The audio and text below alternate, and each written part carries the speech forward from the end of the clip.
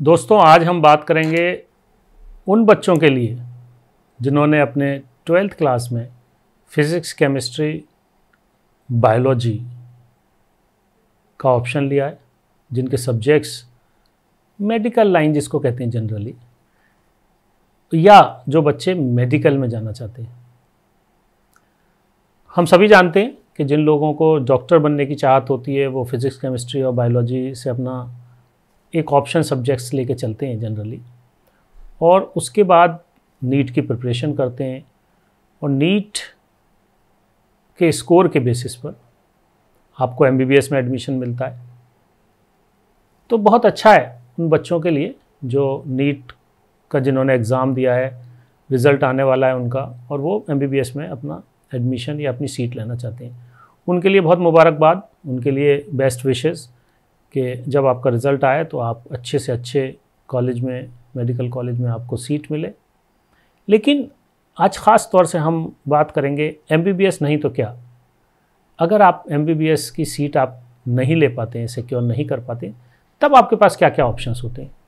या आप medical line से हैं और आप मेडिकल लाइन यानी कि ग्रेजुएट अपने 12th क्लास में आपने फिज़िक्स, केमिस्ट्री और बायोलॉजी एज ए सब्जेक्ट अपना 12वीं क्लास कर ली और आप किसी भी रीज़न से एमबीबीएस नहीं करना चाहते, तो कौन से ऐसे ऑप्शंस हैं, कौन से ऐसे कोर्सेज़ हैं जिसमें आप अपना करियर बना सकते हैं, जो आपके लिए एक बेहतरीन करियर साबित हो सकता है और आपकी जो बायोलॉजी पढ़ने की, बायोलॉजी को कंटिन्यू रखने की अपने जो चाहत है, जो आपका शौक़ है, जो आपका इंटरेस्ट है, वो भी कंटिन्यू कर सकते हैं।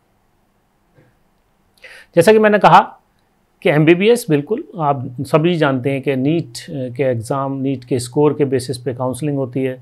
सरकारी मेडिकल कॉलेजेस हैं जो सेंट्रल लेवल पर हैं, उसके बाद स्टेट लेवल पे बहुत सारे सरकारी मेडिकल कॉलेजेस हैं। स्टेट में जनरली रिज़र्वेशन पॉलिसीज़ होती हैं, हर स्टेट की अपनी एक रिज़र्वेशन पॉलिसी है, जिसे डोमिसाइल के हिसाब से वहाँ सीट रिज़र्व्स होती हैं। लेकिन एक अच्छी खुशाइन बात यह है कि काफ़ी पिछले सालों में नए मेडिकल कॉलेजेस आए, और उत्तर प्रदेश में ख़ास तौर से मैं ये बताना चाहूँगा कि काफ़ी नए मेडिकल कॉलेजेस आए हैं। इसलिए बहुत सारे जो लोग एमबीबीएस की सीट चाहते हैं, सरकारी कॉलेजेस में सीट चाहते हैं, उनको सभी सरकारी कॉलेजेस की सीट्स के लिए कोशिश करनी चाहिए और ऑप्शन लेना चाहिए। लेकिन अगर किसी वजह से आप सीट नहीं लेना चाहते या आपका जहन बदल गया, अब आप एमबीबीएस नहीं करना चाहते, तो आपके लिए कौन कौन से और ऑप्शंस अच्छे हैं जो आप बग़ैर एमबीबीएस किए हुए अपनी मेडिसिन लाइन को कंटिन्यू कर सकते हैं। एक सबसे पहला हम बताना चाहेंगे कि जो बहुत क्लोज़ एमबीबीएस से होता है, जिसको आप डेंटल सर्जरी, डेंटिस्ट्री की आप कहते हैं जनरली, जो बीडीएस कहलाता है, कि आप दांतों के डॉक्टर बन सकते हैं। अच्छा ऑप्शन है, आप एमबीबीएस के अलावा उसको ले सकते हैं और एक अच्छा करियर है। ये भी जनरली बहुत हम सब लोग जानते हैं। लेकिन उसके बाद अगर हम बात करें तो बीडीएस के बाद क्या ऑप्शंस हमारे पास होते हैं। बीडीएस के बाद अगर हम ऑप्शंस की बात करें तो हमारे पास एक अलग और जो पैथीज़ हैं, अल्टरनेट मेडिसिन की अगर हम बात करते हैं, उसमें बहुत अच्छे कोर्सेज़, ख़ास तौर से अगर आप देखें तो होम्योपैथी एक अच्छा ऑप्शन हो सकता है आपके लिए। आयुर्वेदा एक बहुत अच्छा ऑप्शन हो सकता है। आयुर्वेदा के लिए बहुत सारी अपॉर्चुनिटीज़ खुली हैं। उसके बाद यूनानी मेडिसिन, यूनानी भी एक अच्छी पैथी आपके लिए एक अच्छा कोर्स हो सकता है। और अच्छी बात यह है कि इन पैथीज़ में जब आप बैचलर्स करते हैं, उसके बाद आप अपना मास्टर्स कंटिन्यू कर सकते हैं, आप एमडी कर सकते हैं। उसमें आपके पास प्रैक्टिस करने का पूरी अपॉर्चुनिटी होती है। आपको एक इक्विवेलेंट टू एमबीबीएस डॉक्टर माना जाता है।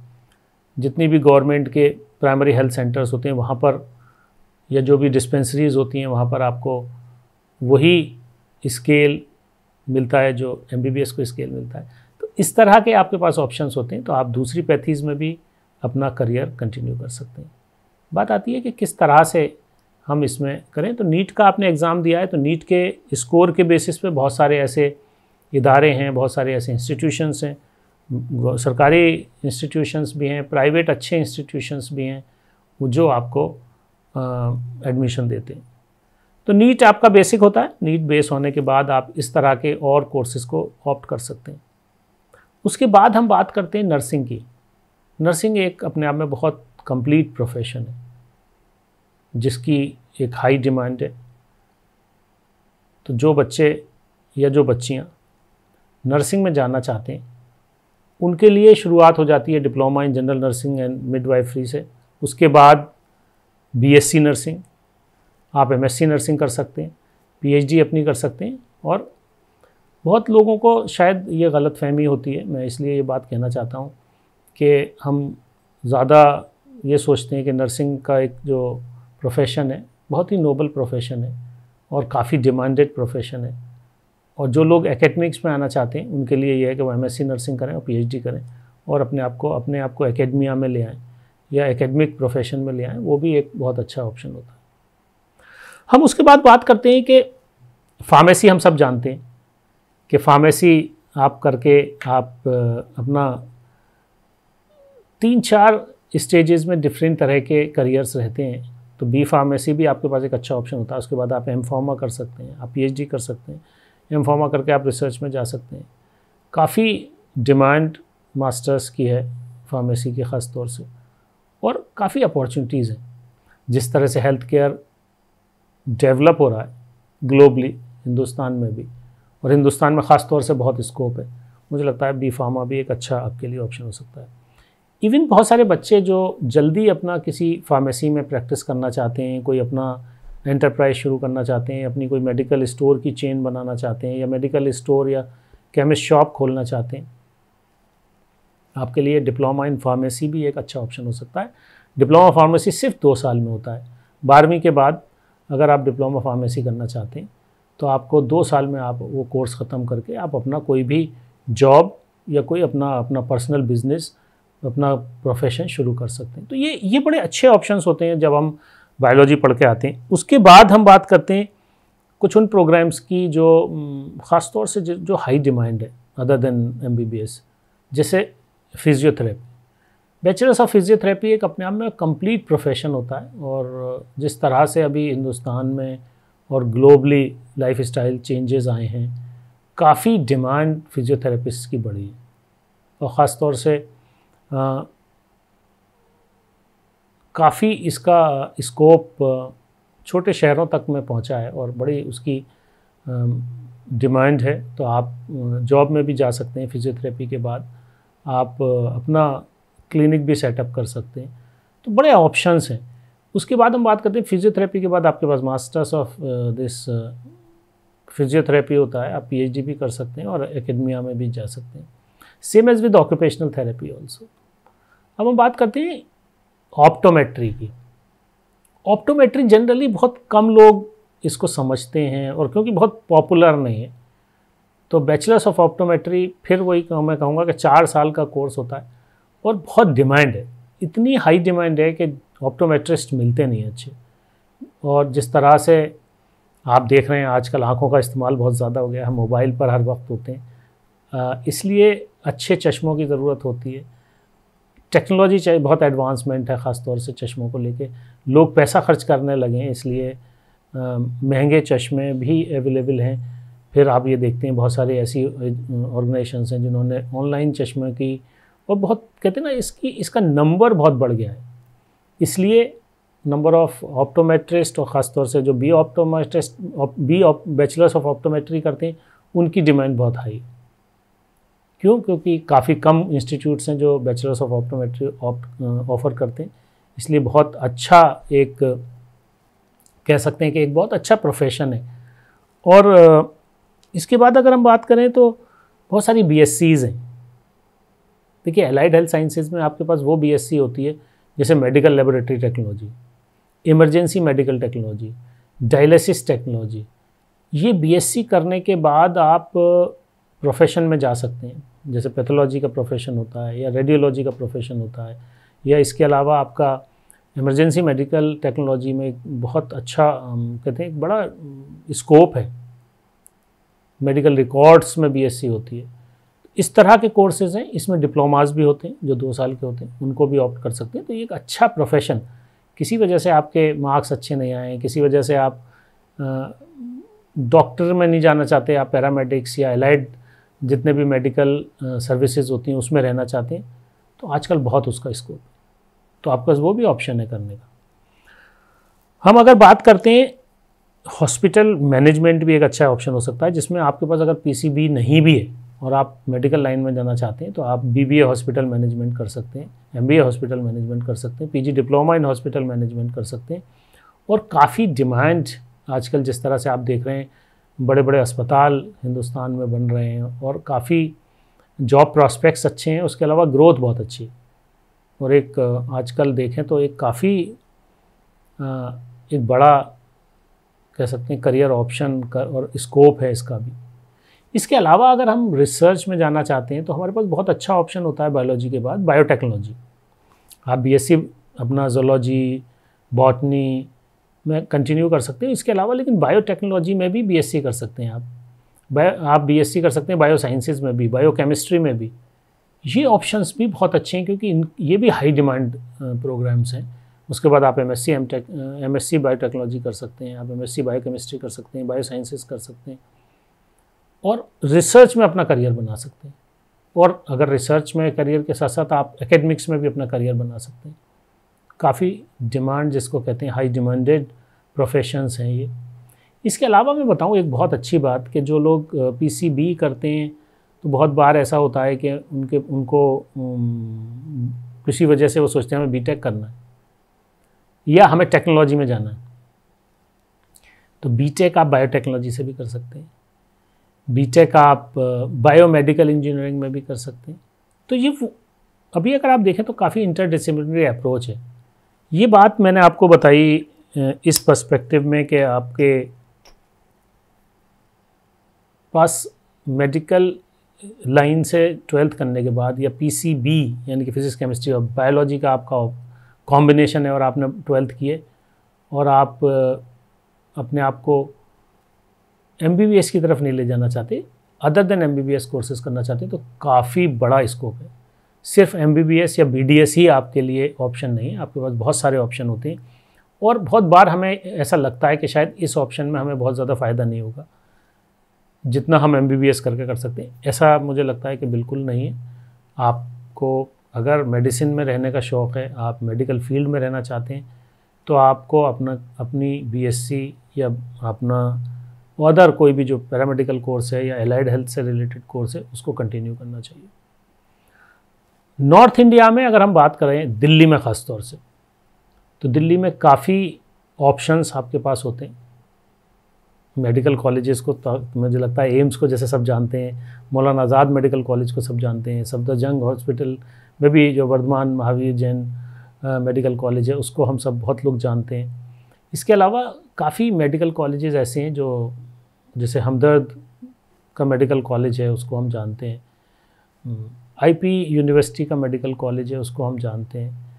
इसी तरह से अगर हम बात करें तो हमारे पास Delhi skill and entrepreneurship university एक ऐसी यूनिवर्सिटी है जो डिप्लोमा इन फार्मेसी भी ऑफ़र करती है, जो BSc in medical emergency medical technology, BSc in medical laboratory technology, BSc in dialysis technology भी ऑफ़र करती है। उसके साथ साथ एक मास्टर्स प्रोग्राम है जो मेडिकल लेबोरेटरी साइंसेज में है। इसके अलावा एक बीएससी है जो मेडिकल लेबोरेटरी साइंसेज में होती है, जो 4 साल का प्रोग्राम है। मुझे लगता है कि जो बच्चे नॉर्थ इंडिया में हैं, जो बच्चे नॉर्थ इंडिया में या दिल्ली में हैं, उनके लिए ये बड़ा अच्छा ऑप्शन है। Delhi skill and entrepreneurship university में आप जाकर अपना एलाइड हेल्थ रिलेटेड जो भी प्रोग्राम है वो कर सकते हैं। एक diploma in cosmetology and health है, उसमें भी आप जा सकते हैं अगर आपका इंटरेस्ट है। इसके अलावा एक बहुत अच्छा प्रोग्राम जो मैंने बताया कि bachelors of optometry Delhi skill and entrepreneurship university offer करती है।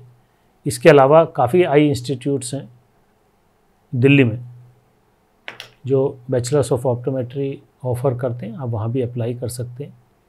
हमदर्द यूनिवर्सिटी में आप अप्लाई कर सकते हैं जो मेडिसिन से रिलेटेड, अगर आप नंबर 1 फार्मेसी की बात करें।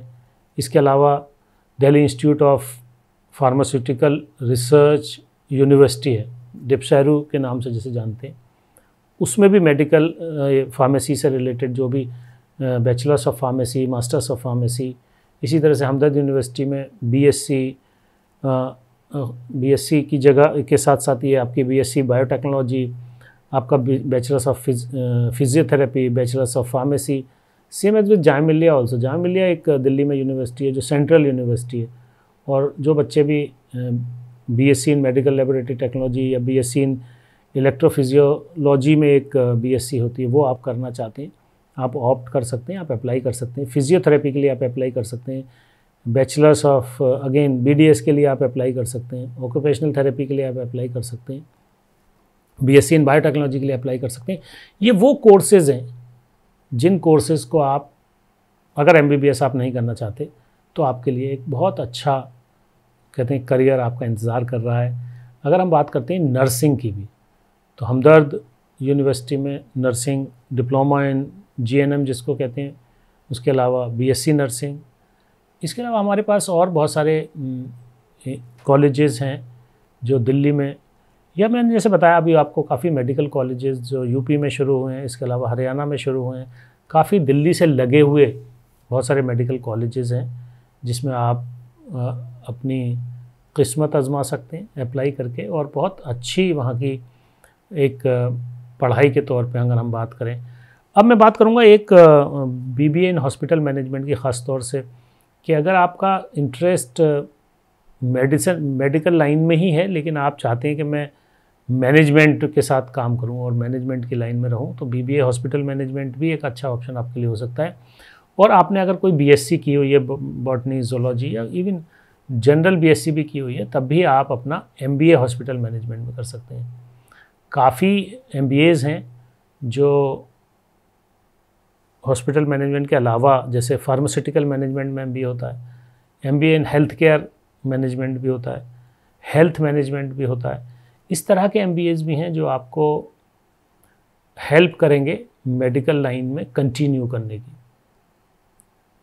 और इसमें एडमिशन कैसे होता है, ये बात भी हम ज़रूर आपको बताना चाहेंगे। देखिए, बायोटेक्नोलॉजी, जैसा कि आप जानते हैं कि सीयूईटी में बायोटेक्नोलॉजी एक डोमेन सब्जेक्ट है, तो अगर आपने सीयूईटी दिया है बायोलॉजी से या बायोटेक्नोलॉजी से या बॉटनी में किसी भी एक सब्जेक्ट से, क्योंकि ये सब एक ही कैटेगरी में आते हैं, इसी पे बेस्ड क्वेश्चन आपका जो डोमेन का टेस्ट होता है वो होता है। और ज़्यादातर यूनिवर्सिटीज़ जो हैं बीएससी बायोटेक्नोलॉजी के लिए एडमिशन जो है वो सीयूईटी के मेरिट पे देते हैं। लेकिन बाकी जितने भी प्रोग्राम्स हैं, उन प्रोग्राम्स में बाकी प्रोग्राम से मेरी मुराद नर्सिंग की है, मेरी मुराद फार्मेसी से है, अलग अलग पैथीज़ की हम बात कर रहे हैं, आयुर्वेदा, होम्योपैथी, यूनानी, इनका जो एडमिशन है वो भी नीट के बेसिस पे होता है। मतलब आपका कम से कम नीट क्वालिफाई होना चाहिए। तो आपने नीट अगर दिया है तो आपके पास और बहुत सारे ऑप्शंस हैं, इसलिए आपको ये ज़रूर देखना है। जैसे कि आयुर्वेदा के बारे में मैं बताऊं कि अगर आयुर्वेदा में आप अपना बैचलर्स करते हैं तो आपके पास एक अच्छा एक कह सकते हैं कि काफ़ी ऑप्शंस होते हैं। आजकल आयुर्वेदा के लिए का एक काफ़ी पॉपुलैरिटी बढ़ती जा रही है, और यूनानी की पॉपुलैरिटी बढ़ती है क्योंकि हर्बल्स पे डील करता है। लोग हर्बल मेडिसिन्स में या हर्बल की तरफ जाना चाहते हैं। अभी थोड़ा सा बहुत सारे कहते हैं ना, बहुत सारे लोगों का एक या बहुत सारे लोगों को एलोपैथी कभी कभी सूट नहीं करती, उसके लिए भी ऑप्शंस होते हैं। तो एक काफ़ी नंबर है, जो बड़ा नंबर है जो इस तरह की पैथी की तरफ अट्रैक्ट होता है, और उनके लिए काफ़ी ऑप्शंस और स्कोप हमारा ख़ास तौर से उन लोगों के लिए जो इसमें ग्रेजुएट होते हैं। इसके अलावा अगर हम वेटरनरी डॉक्टर्स की बात करें, जानवरों के डॉक्टर की बात करें, उसका भी एक बड़ा स्कोप होता है। और मुझे लग रहा है कि वो एक ऐसा फील्ड है जिसमें आपको ज़रूर जाना चाहिए। और बहुत सारा हमारा एक एक कहते हैं पूरा एक उसका भी एक अलग वर्ड है, उसमें अलग अलग तरह की उसकी ज़रूरतें हैं। और अभी हिंदुस्तान में भी काफ़ी डिमांड पेट्स को लेके काफ़ी बढ़ती जा रही है। बहुत ही स्पेशलाइज्ड क्लिनिक्स बनते जा रहे हैं मेट्रोज़ में। अभी छोटी जगह पे इतने आपको नहीं मिलेंगे, लेकिन इसलिए मैं ये सब बातें आपको बता रहा हूँ कि बहुत बार हम ये सोचते हैं कि सिर्फ एमबीबीएस ही हमारे लिए एक करियर ऑप्शन है। अगर हमने फ़िज़िक्स, केमिस्ट्री और बायोलॉजी एज ए सब्जेक्ट अगर पढ़ाई की है, हमारे पास और बहुत सारे सब्जेक्ट्स हैं। इसके अलावा एक जो इम्पॉर्टेंट चीज़ है वो मैं ज़रूर बताना चाहूँगा यहाँ के हमारे जो भी बच्चे फ़िज़िक्स, केमिस्ट्री, बायोलॉजी अगर आपने 12वीं पढ़ी है तो आपके लिए टीचिंग ऑप्शन भी एक, टीचिंग मतलब मैं स्कूल की टीचिंग की बात कर रहा हूँ ख़ास तौर से, अच्छा टीचर बनना भी बहुत अहम हो जाता है। तो ये भी ना भूलें, कभी कभी हम इस दौड़ में ये भूल जाते हैं। ये जो चकाचौंध ख़ास तौर से डॉक्टर्स की बात करें या हॉस्पिटल्स की बात करें, बहुत बार हम लोग इसको भी मिस करते हैं। लेकिन अगर आप एक अच्छी बीएससी या बीएससी करने के बाद आप बीएड करके आ रहे हैं तो एक अच्छे टीचर आप बन सकते हैं। उसके अलावा आप बहुत सारी ऐसी बड़े जो कहते हैं एजुकेशनल ग्रुप्स हैं जो कंटेंट पे काम करते हैं, ख़ास तौर से कोचिंग की बहुत सारी ऐसी बड़ी एजुकेशनल ग्रुप्स हैं, हाउसेस हैं जो उन लोगों को ऑफ़र करते हैं जो बायोलॉजी से अपना बीएससी और एमएससी करके आए हैं। उनकी भी काफ़ी टीचिंग में डिमांड है और उसमें काफ़ी अच्छे कहते हैं ना अच्छी सैलरीज़ पे आपका, अगर आपको टीचिंग का शौक़ है, आपको पढ़ाने में मज़ा आता है आपका, तो मुझे लगता है कि वो भी एक अच्छा ऑप्शन हो सकता है। आप बीएससी करके बीएड करें और स्कूल टीचिंग में आएँ। अगर आप अपनी टीचिंग को यूनिवर्सिटी लेवल पे ले जाना चाहते हैं तो जैसे मैंने आपको बताया कि कोई भी बीएससी करें, उसके बाद एमएससी करें और एक पीएचडी करके आप अपना करियर जो है as a professor, assistant professor और अप टू द प्रोफेसर, और उसके बाद आप कंटिन्यू कर सकते हैं। इसके अलावा रिसर्च में बहुत सारे ऑप्शंस हैं। देखिए बहुत सारी कंपनीज़ रिसर्च में, बहुत सारे हमारे गवर्नमेंट ऑफ इंडिया के बहुत सारे ऐसे रिसर्च इंस्टीट्यूट्स हैं जो उन लोगों को प्रेफर करते हैं जो ख़ास तौर से अपना लाइफ साइंसेज में जिन्होंने बीएससी या एमएससी की है। और काफ़ी ऑप्शंस हमारे पास होते हैं। इसलिए मैं अगर आप मेडिसिन से रिलेटेड अच्छी यूनिवर्सिटीज़ को देखेंगे तो तकरीबन जितनी भी सेंट्रल यूनिवर्सिटीज़ हैं, बहुत सारी स्टेट यूनिवर्सिटीज़ हैं जहाँ पे लाइफ साइंसेज के डिपार्टमेंट्स होते हैं। और ज़्यादातर अभी बायोटेक्नोलॉजी की ऑफरिंग्स आप देखेंगे तो, और अभी आपने जब सीयूईटी का अगर एग्ज़ाम फॉर्म भरा है और एग्ज़ाम देने जा रहे हैं तो सीयूईटी में जो बायोटेक्नोलॉजी का डोमेन है या बायोलॉजी का डोमेन है, उसमें आपने देखा होगा कि काफ़ी यूनिवर्सिटीज़ ऐसी हैं जो बायोटेक्नोलॉजी ऑफ़र करती हैं, बायोलॉजी ऑफ़र करती हैं अपना बीएससी में। वो ऑप्शन मुझे लगता है कि बहुत अच्छा ऑप्शन होता है, वो भी लेना चाहिए। लेकिन प्रोफेशनल कोर्सेज़ को अगर हम देखें तो काफ़ी ऐसे प्रोफेशनल कोर्सेज़ हैं, ख़ासतौर से बैचलर्स ऑफ ऑप्टोमेट्री की अगर हम बात करें तो बैचलर्स ऑफ ऑप्टोमेट्री काफ़ी एक बड़ा करियर इमर्ज होकर आ रहा है। और मुझे लगता है कि उसमें हमें ज़रूर उन बच्चों को जो अदर देन एमबीबीएस कुछ करना चाहते हैं तो आप उसे अपना लिस्ट डाउन कर लें और इस तरह के जो कोर्सेज़ हैं उनको ज़रूर ट्राई करें। और बिल्कुल इस कन्वेंशन में ना बंधें कि सिर्फ हम एमबीबीएस करने के बाद ही अपना करियर, एक अच्छा करियर बना सकते हैं। लेकिन आप अगर optometry, physiotherapy, pharmacy, nursing, biotechnology, emergency medical technology, medical laboratory technology, electrophysiology या लाइफ साइंसेज, इसमें किसी में भी अगर आप अपना करियर बनाना चाहते हैं तो करियर आपको बनाना चाहिए। और अगर हम बात करें अलग अलग ऑल्टरनेट मेडिसिन की, उसमें होम्योपैथी, आयुर्वेदा, यूनानी, सिद्धि, अभी योगा एक अपने आप में काफ़ी इमर्जिंग फील्ड है। जो लोग फिटनेस में, हेल्थ में, वेलनेस में जाना चाहते हैं वो योगा भी ट्राई कर सकते हैं, yoga as a career try कर सकते हैं अगर आप अपनी पढ़ाई कंटिन्यू करना चाहते हैं। इसी तरह से अगर मैनेजमेंट में रहना चाहते हैं तो हॉस्पिटल मैनेजमेंट की हम बात करें, हम बीबीए लेवल से ही हॉस्पिटल मैनेजमेंट में जा सकते हैं, वरना आप बीएससी करने के बाद भी अपना मास्टर्स हॉस्पिटल मैनेजमेंट में कर सकते हैं। लेकिन देखिए ये बहुत आसान है। आप जब भी गूगल, एक आजकल नेट पे हमारे पास बड़ा आसान होता है कि हम ये सर्च कर सकते हैं कि कहाँ पर कौन सा इंस्टीट्यूट है जो किस कोर्स को ऑफ़र कर रहा है। काफ़ी प्राइवेट यूनिवर्सिटीज़ ऑफ़र करती हैं। किस तरह से हमें सेलेक्ट करना चाहिए इंस्टीट्यूशन को। मैं ये बात ज़रूर कहूँगा कि आपको प्रेफरेंस जो है सबसे पहले गवर्नमेंट इंस्टीट्यूशंस को देनी चाहिए, और ये बिल्कुल नहीं सोचना चाहिए कि गवर्नमेंट इंस्टीट्यूशन में मैं अप्लाई करूँगा पता नहीं कैसे होगा, क्योंकि बहुत सारे बच्चे अपने आप को अंडर एस्टिमेट करते हैं कि मैं सरकारी में तो बहुत ज़्यादा मार्क्स चाहिए, या आपका कंपटीशन में बहुत हाई कंपटीशन होता है इसलिए एडमिशन नहीं मिलेगा। लेकिन आप कोशिश ज़रूर करिए, क्योंकि आपकी कोशिश ऐसी होती है, बहुत बार ऐसा होता है जब आप कोशिश करने चलते हैं तो आपको कामयाबी मिलती है। अप्लाई करिए, कोशिश गवर्नमेंट कॉलेजेस में जो सीट्स हैं उसको लेने की करिए। उसके बाद आती हैं जो डीम्ड यूनिवर्सिटीज़ हैं। डीम्ड यूनिवर्सिटीज़ भी एक हद तक काफ़ी अच्छी यूनिवर्सिटीज़ होती हैं, क्योंकि पुरानी यूनिवर्सिटी होती हैं। और एक चीज़ और मैं ये कहना चाहूँगा कि नए इंस्टीट्यूट्स को भी एक्सप्लोर करने में आप बिल्कुल भी ये ना सोचिए कि ये अभी नया बना है क्या होगा। अगर अच्छा इंस्टीट्यूशन है, सरकारी अगर इंस्टीट्यूशन है, उसमें कोई नया डिपार्टमेंट शुरू हुआ है, उसके अलावा कोई ऐसा इंस्टीट्यूट जो अच्छे ग्रुप का है, अच्छे एजुकेशनल ग्रुप का है, उसको भी आप ऑप्ट कर सकते हैं। ज़्यादा और 2-3 चीज़ें होती हैं जब हमारे पास ऑप्शंस होते हैं, हम ये देख रहे होते हैं कि हमारे पास 3 जगह हमें एडमिशन मिला है, एक हमारा एडमिशन दूर है, एक करीब है। बहुत बार हमें फ़ैसले लेने होते हैं, तो ये जो कन्फ्यूजन होता है कि कभी कभी आपको कोर्स मिल जाता है, इंस्टीट्यूट नहीं मिलता, कभी इंस्टीट्यूट मिल जाता है तो कोर्स नहीं मिलता, कभी हमारे पास इस तरह का कोर्स मिलता है कि जो हमें पता नहीं होता उसके बारे में बहुत ज़्यादा। कुछ ऐसे इंस्टीट्यूट्स में मिलता है जिसमें रिसेंटली वो कोर्सेज इंट्रोड्यूस हुए होते हैं। इससे बहुत ज़्यादा फ़र्क नहीं पड़ता कि कोर्स नया है या पुराना। इम्पॉर्टेंट ये है कि आपको ये देखना चाहिए कि उस इंस्टीट्यूट में पढ़ाई कैसे होती है, और उसको बताने के लिए, उसको पता करने के लिए सबसे अच्छा तरीका है कि वहाँ के इंस्टीट्यूट्स के जो स्टूडेंट्स होते हैं, जो ऑलरेडी वहाँ पर पढ़ रहे हैं, उनसे ज़रूर एक बार बात करें। उससे आपको अंदाज़ा होगा कि किस तरह का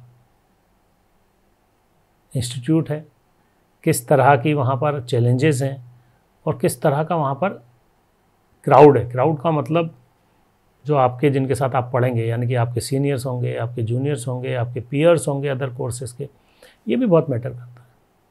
कितना ओपन इन्वायरमेंट है, कितनी लिबर्टी उस इंस्टीट्यूट में मिलती है पढ़ने के लिए, एकेडमिक फ्रीडम कितनी है, कितने और अपॉर्चुनिटीज़ वहाँ से मिल सकती हैं।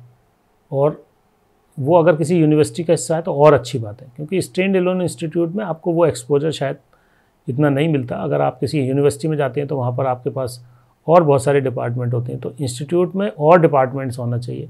वो आपको बहुत हेल्प करते हैं आपकी ग्रोथ में, आपकी लर्निंग में, आपके होलिस्टिकल डेवलपमेंट में।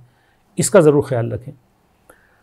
तो आपको इसी उम्मीद के साथ कि आप तमाम तर उन कोर्सेज़ को ऑप्ट करेंगे जो कोर्सेज़ आपके ख़ास तौर से आपके लिए हैं, आपके करियर में आपको मदद कर सकते हैं, आपको आगे बढ़ा सकते हैं, आपके लिए आपको वो हेल्प कर सकते हैं जो आप मेडिसिन में, मेडिकल लाइन में आप दूसरों के लिए काम करना चाहते हैं, आप अपने आप को एक डॉक्टर कहलवाना पसंद करते हैं, आपको अच्छा लगता है कि आप उन लोगों की मदद करें जो तकलीफ़ में हैं, आप क्योर पर काम करें या उनके हेल्प करें, तो ये ऑप्शंस आपके लिए बहुत ज़्यादा फ़ायदेमंद हो सकते हैं। आपको मेंटली पीस देने के लिए, आपको आपके करियर में आगे बढ़ाने के लिए, आपको एक सोशल रेस्पेक्ट देने के लिए, और किसी भी कोर्स को करने के लिए आप ये ना सोचें कि ये कोर्स छोटा है या बड़ा है। सबसे पहले ये सोचें कि मैं इसमें कहाँ फ़िट होता हूँ। अगर आपका फिटमेंट बनता है, आपकी चाहत है, तो उस कोर्स को ज़रूर ऑप्ट करें, और ज़्यादा से ज़्यादा ऑप्शन लेकर चलें, जिससे कि आपको, ऑप्शन का मतलब आपके पास पता होना चाहिए कि किस तरह के ऑप्शंस को मैं चूज़ कर सकता हूँ, और जिसमें आपको इंटरेस्ट हो उसमें आप अप्लाई करें, अच्छा इंस्टीट्यूट अप्लाई करें, अच्छा कोर्स अप्लाई करें, खूब मेहनत करें और कामयाब हों। इसी तरह से आप देखते रहिए करियर गुरु विद आवाज़, और हम आपके सवालों के जवाब आपके YouTube के कमेंट्स में भी हमारी टीम आपको दे सकती है। उसके लिए बहुत बहुत आपको हमारी बेस्ट विशेस आगे आपके करियर के